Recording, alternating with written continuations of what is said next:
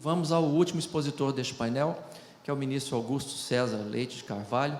Além de mestre e doutor, o ministro Augusto é pós-doutor, um intelectual sincero, domina não apenas a parte histórica, mas também a dogmática, filosófica dos direitos humanos, e com esses registros, que são todos verdadeiros e muito poucos para descrever a personalidade desse ilustre amigo, eu passo a palavra à Sua Excelência.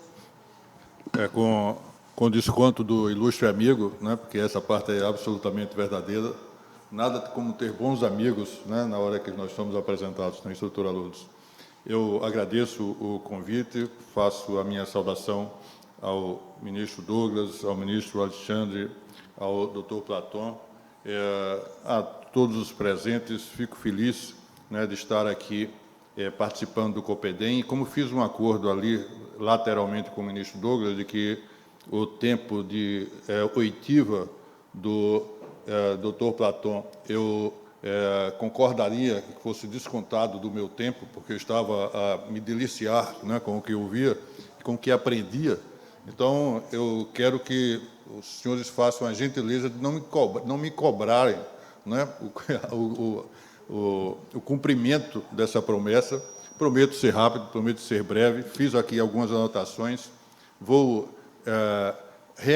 reorganizar aqui, porque de tudo que eu ouvi, desde quando cheguei aqui no Copedem,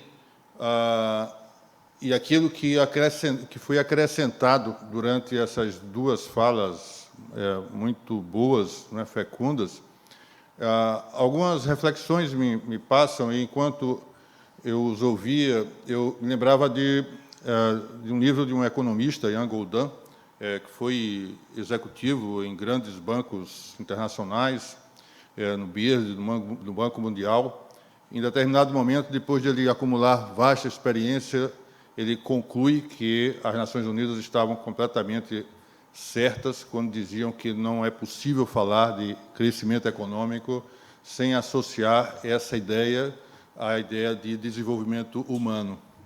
E quando a gente fala de desenvolvimento humano, evidentemente, a gente pode associar a compreensão do que vem a ser desenvolvimento humano àquilo que o meu professor e o professor da minha colega de faculdade, Yolanda Guimarães, o professor Aires Brito, e também sócio aqui do Dr. Saul, que falou há pouco, o professor Aires Brito dizia que, quando a gente fala de desenvolvimento humano, a gente, na verdade, está resgatando aquele terceiro princípio, atribuindo o conteúdo jurídico ao princípio que ele tem como princípio da fraternidade, que nós, usualmente, referimos como princípio da solidariedade, aquela terceira promessa que estaria lá no ideário da Revolução Francesa. Eu poderia caminhar por essa linha, eu poderia caminhar por outra rota de argumentação que teria a ver com a Agenda 2030, com tudo que diz sobre essa necessidade de nós associarmos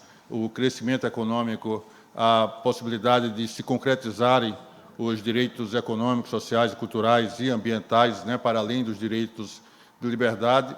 Mas eu pensava aqui comigo, professor Noronha, que há um julgamento, há um caso que me parece muito ilustrativo, que é de uma corte internacional, a Corte Interamericana de Direitos Humanos, que tem decisões muito densas a respeito de todas as dimensões dos direitos humanos. Um caso que não trata de trabalho humano, um caso que não trata de liberdade de empresa, é o caso Villagrán Morales versus Guatemala. Eu tenho certeza que alguns de vocês têm isso na memória. No caso Villagrán Morales versus Guatemala, o que havia eram 5, 6 jovens que teriam sido barbaramente torturados, em parte mutilados, em parte mortos pela polícia da Guatemala. Esse caso é apresentado pela Comissão Interamericana à Corte, para que a Corte se manifeste, e, ao julgar esse caso, para além da decisão que determinava que o Estado da Guatemala pagasse indenização por danos materiais e extrapatrimoniais às famílias e àqueles que remanesceram vivos daquela barbaridade, a Corte Interamericana determinou que o Estado da Guatemala construísse uma escola no local de onde saíram aqueles 5, 6 garotos. Porque, para a Corte Interamericana de Direitos Humanos, o direito à vida e o direito à integridade física e corporal daqueles jovens não teria sido violado porque simplesmente, que não se tenha como um diminutivo, não se teria violado porque haveria ali um delito de homicídio. O direito à vida ele se protege para além da vedação ao crime de homicídio, mas também por meio da promoção de condições de vida que permitam que as novas gerações daqueles jovens que estavam se criando naquela mesma região não tivessem aquele mesmo destino de um dia, por circunstâncias da serem eventualmente torturados, mutilados e mortos pelo aparelho policial.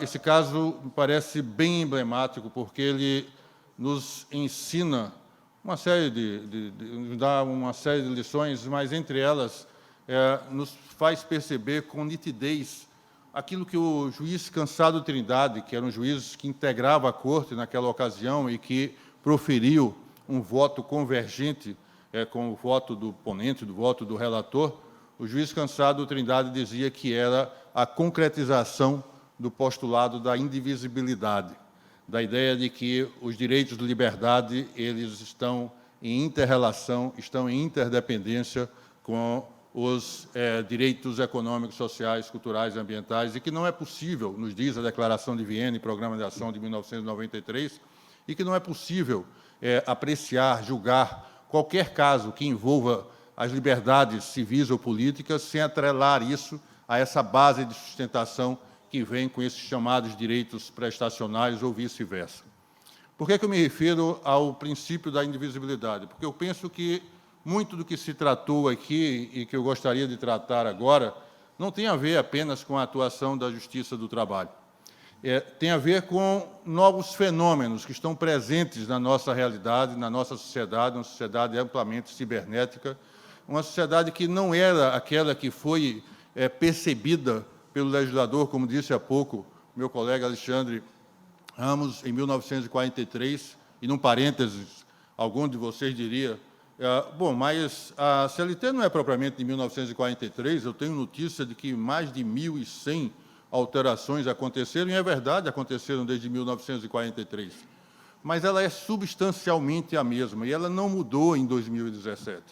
É triste observar que, quando a gente tem essa necessidade premente de que haja sucessivas reformas trabalhistas, porque o modo como se organiza, o modo como se concebe, como se realiza, como se executa o trabalho, se modifica, os avanços tecnológicos estão presentes e eles geram muitas metamorfoses no mundo do trabalho, isso estaria mesmo a demandar um novo comportamento, uma nova conduta, uma conduta igualmente transformadora do nosso legislador.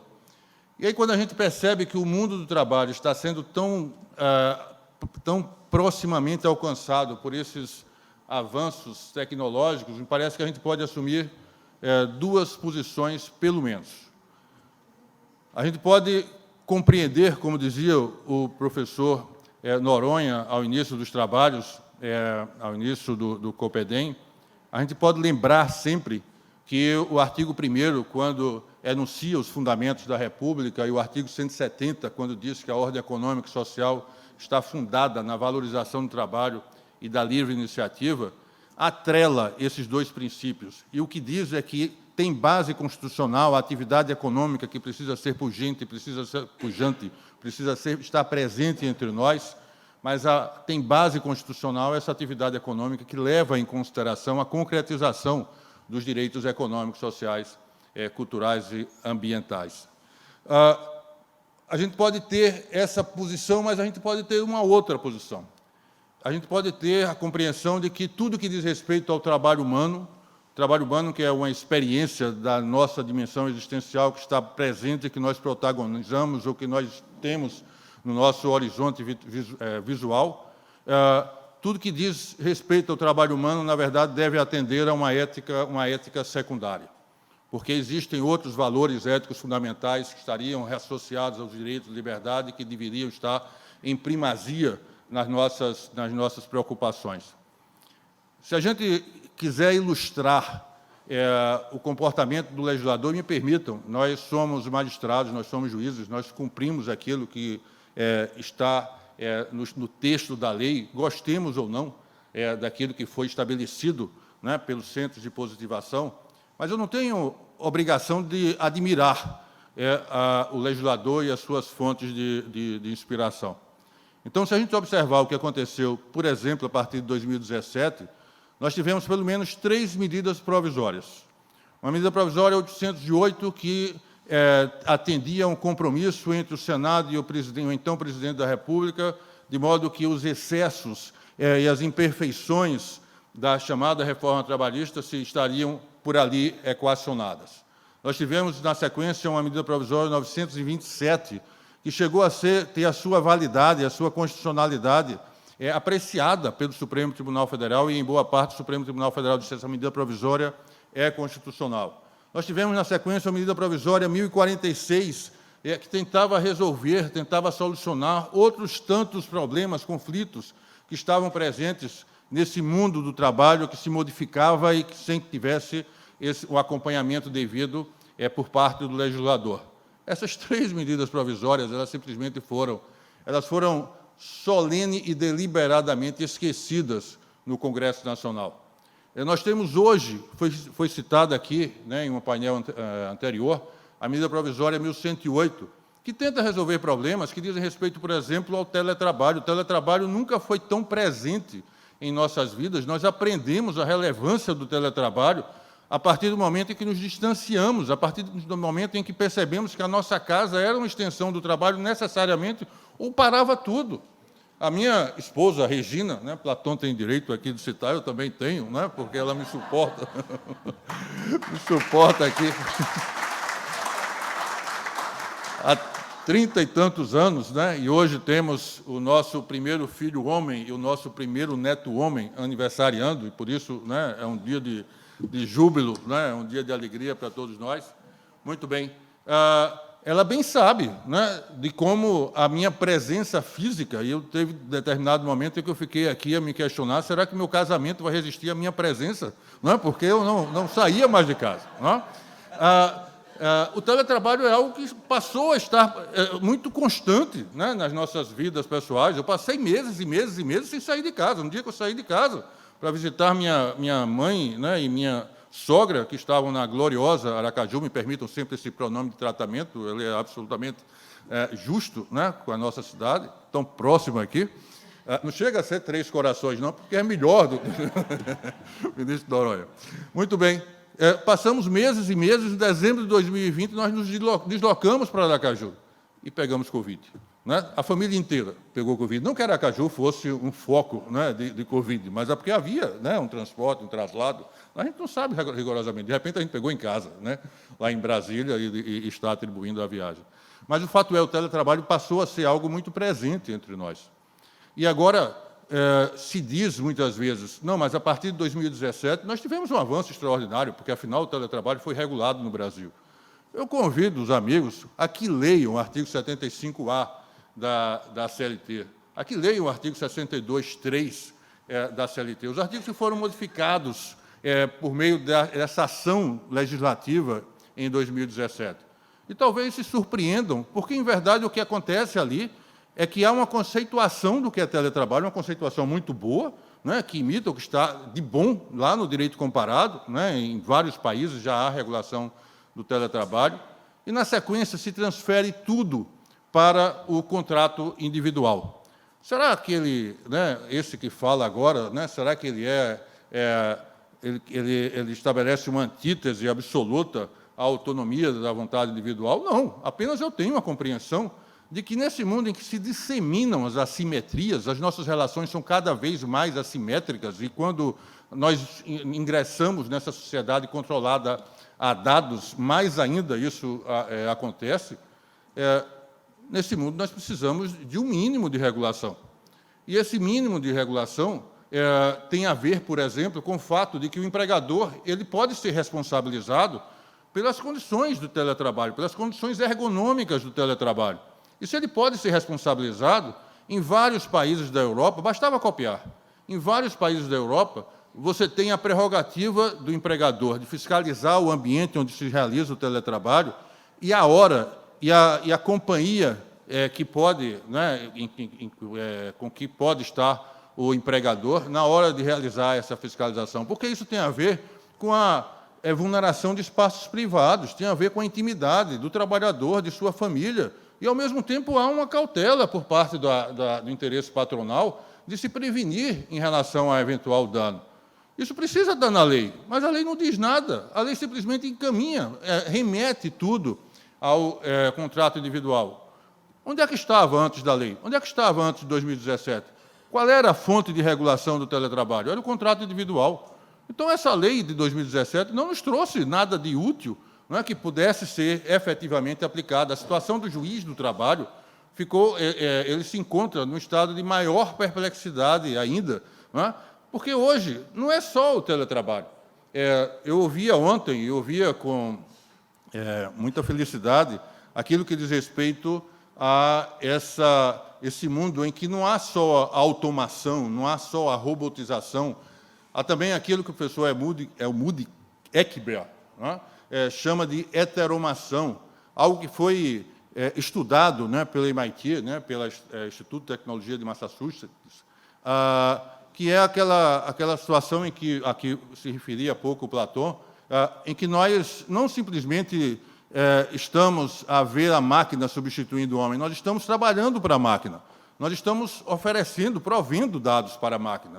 Os dados estão sendo minerados espontaneamente. Existem estudos, há um professor da Universidade de Milão, né? Apenas um trocadilho, deve haver em algum lugar, da Universidade de Milão, o professor Valério de Stefano, e ele diz sobre algumas situações conflituosas que envolvem, por exemplo, e todas as homenagens à empresa de tecnologia Google, né? Eu preciso dela, deve ter alguma coisa aqui, né?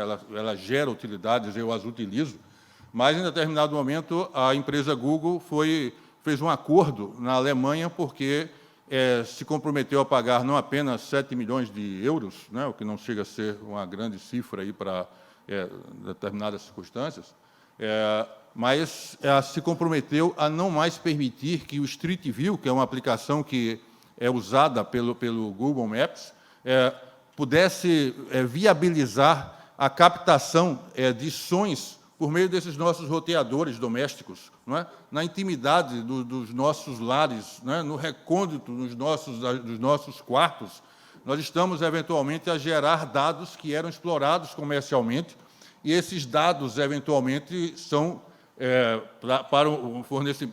para que se realizem, né, serviços aparentemente gratuitos, mas que geram, aí sim, cifras miliardárias, né, em função da sua exploração.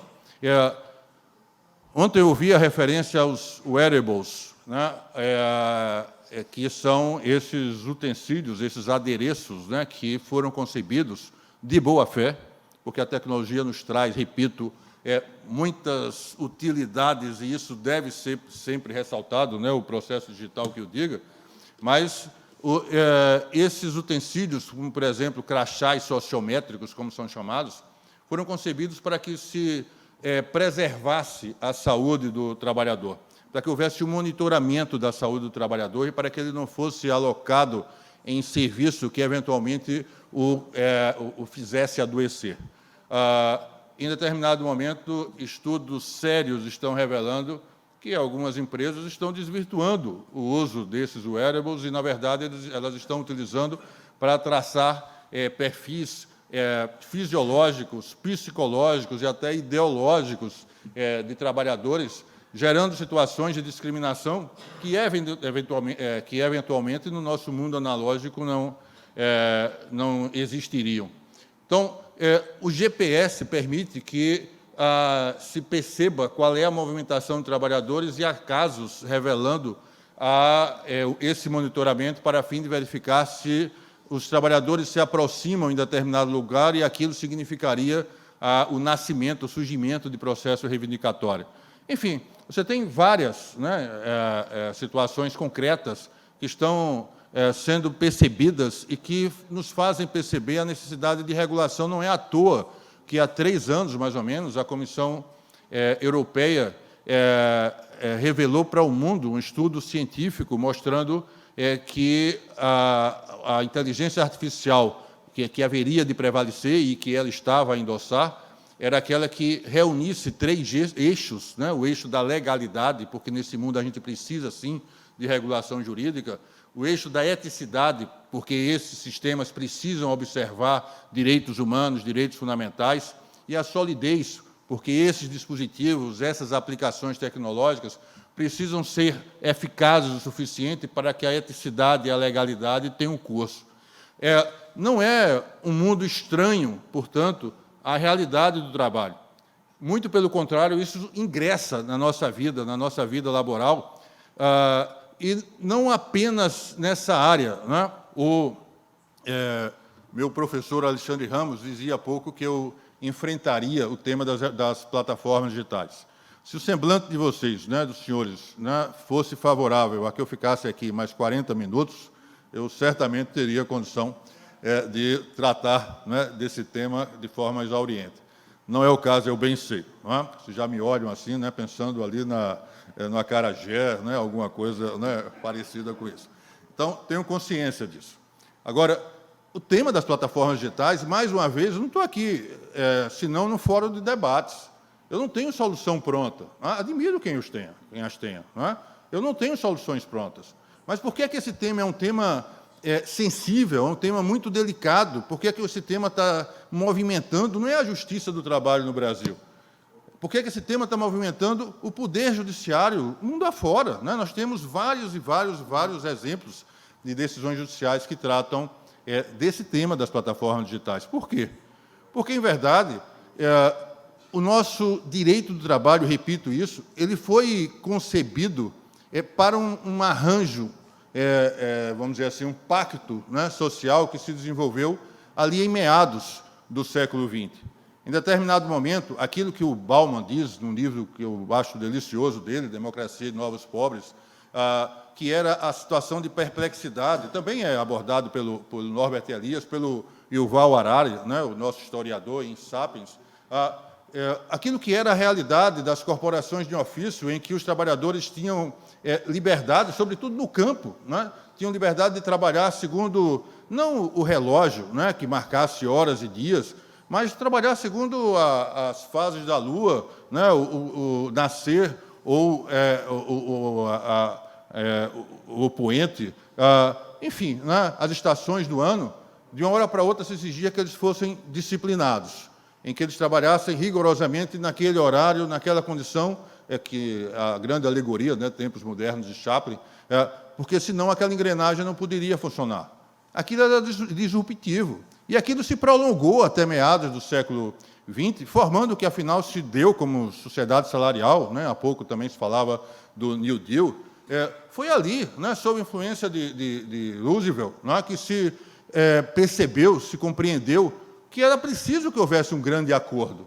E esse grande acordo significava, sim, que essa massa trabalhadora concordasse em se submeter a esses horários pré-ordenados e, em troca, teriam o restante, né, do seu tempo para que pudessem exercer outros direitos em plenitude. Esse acordo deu origem, por exemplo, em 1938, à Fair Labor Relations Act, né, que é uma lei que está em vigor, das poucas leis federais tratando de trabalho humano nos Estados Unidos, de 1938. Essa lei estabelece jornada de 8 horas, carga horária semanal de 40 horas, menor do que a nossa, de 1988, né, e hora extra com adicional de 50%. Então, aquilo que estava presente naquela empresa em que não havia flexibilidade na sua planta industrial, em que havia um sistema perfeitamente hierarquizado, um comando bem definido, aquilo não está mais presente nas nossas empresas. Hoje nós temos empresas em rede, hoje nós temos empresas que estão tecnologicamente avançadas, que não precisam do trabalho presencial, nós temos outra realidade. Nós temos uma globalização econômica que pode até, de repente, né, ser revertida, mas que está presente na nossa realidade e que gera cadeias, né, de produção, né, que, evidentemente, fogem, muitas vezes, daquilo que poderia ser a regulação por um Estado soberano. Querido ministro Augusto, muito bom ouvi-lo, mas precisamos caminhar para a conclusão. Então, vamos terminar.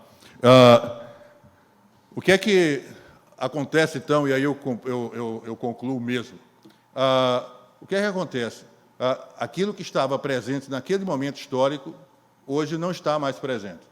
Nós não temos, hoje, no Brasil, um direito do trabalho no que toca ao direito posto, o direito positivado, uma legislação trabalhista que atenda a essas expectativas que são trazidas por esses grandes avanços tecnológicos. E, ao mesmo tempo, nós temos não marketplaces, né, como são plataformas que permitem a união entre pares, né, com absoluta autonomia para aqueles que estão sendo ligados ali em função daquela plataforma. Plataformas de trabalho, inclusive. Existem alguns exemplos, né, Get Ninjas, Workana, né? Nós temos outras plataformas que não são propriamente marketplace. No mundo do e-commerce, né, nós temos a Amazon, no Brasil, Americanas, a Magalu e tal, são marketplaces. Não há uma regulação de conteúdo ali, mas nós temos outras plataformas digitais que criam uma situação de impasse. Nessas plataformas digitais, há a possibilidade de trabalho, de liberdade de trabalho, de hora de trabalho, mas no direito do trabalho existem os vendedores externos que têm liberdade de trabalho. Isso não define, não é decisivo. Essas plataformas de trabalho em que há precificação, há rotas pré-estabelecidas, há a possibilidade de recusa de uma oferta de trabalho, mas o trabalho intermitente está na lei. A recusa a uma oferta de trabalho não gera sequer a desfiguração da subordinação jurídica. Então, não é simples resolver o problema. Nós temos sanção, nós temos bloqueio, nós temos a eliminação, a exclusão do trabalhador daquela plataforma. Isso é sanção. E eu os desafio aqui, encontrem em relações jurídicas paritárias, sanção disciplinar que possa ser imposta pelo credor ao devedor dessa prestação. Então, não é por acaso que há decisões afirmando o vínculo de emprego do Tribunal de Justiça da União Europeia, dizendo que ali não há uma relação de parceria tecnológica, ali há um serviço de transporte. Decisões afirmando que há vínculo de emprego, meu caro Douglas, prometo que é só uma enumeração rápida aqui, da Corte de Cassação da França, Tribunal Supremo da Espanha, Suprema Corte dos Estados de Nova York e da Califórnia, né? Califórnia a gente teria tanto a falar, Corte de Cassação da Bélgica, Tribunal de Apelações do Chile, a Fair Work Commission, né, da Austrália, Corte de Amsterdã, na Holanda, Suprema Corte do Reino Unido, Corte de Cassação da Itália, todas essas decisões no sentido de que ali há emprego. No Brasil, né, há pouco dizia o ministro Alexandre Ramos, nós temos uma decisão importante do Supremo Tribunal Federal no conflito do Superior Tribunal de Justiça, no conflito de competência, afirmando incidentalmente que ali não haveria relação de emprego propriamente. Nós temos 3 turmas, me permita a correção, é mais, né, do que estava antes, 3 turmas no sentido do TST, no sentido de que não há vínculo de emprego, uma turma afirmando que sim, e um processo que está na SDI1, que questiona o resultado, a decisão de uma dessas 3 turmas, né, sobre haver ou não, a SDI1 é o nosso órgão de uniformização, o órgão interno de uniformização da jurisprudência. Então, esse tema está em aberto.